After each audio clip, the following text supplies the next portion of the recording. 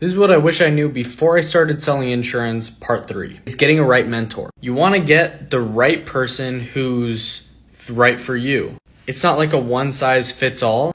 And I came in with the mindset of I want to be a successful insurance agent rather than a successful business owner. So what you might be thinking is, what's that mean? You're in insurance right now.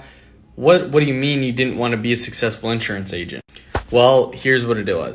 At the end of the day, what I want and what most people get into the business for is not to be an insurance agent, but to be a business owner and have financial freedom. Being able to have passive income going from like going out of town, going to different countries, traveling the world while having cash flow still coming in and your business continue to grow and compound itself. Getting residual income. So I made the mistake of not having a mentor that was in the game doing the things I was wanting to do, which at the start was to produce, and I didn't do that. So what ended up happening was I wasn't able to push past the learning curve as fast as I could have because the mentorship wasn't strong.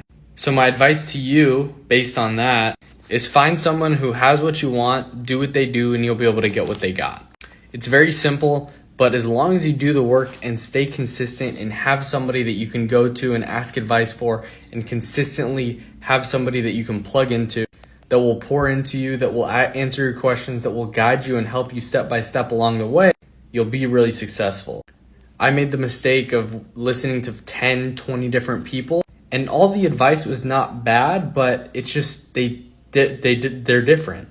And it sometimes would say, hey, do this thing, buy these leads, but the other person saying buy these leads, who do I trust? I don't know, and then it creates doubt. So find one mentor, find somebody who's solid, who's got what you want, who's a good person, who's not there to try to take advantage of you, but genuinely cares to see you win in the industry, and that's had the results that you are looking for and wanting to do, and just plug in and listen to them, put the blinders on, and stay focused.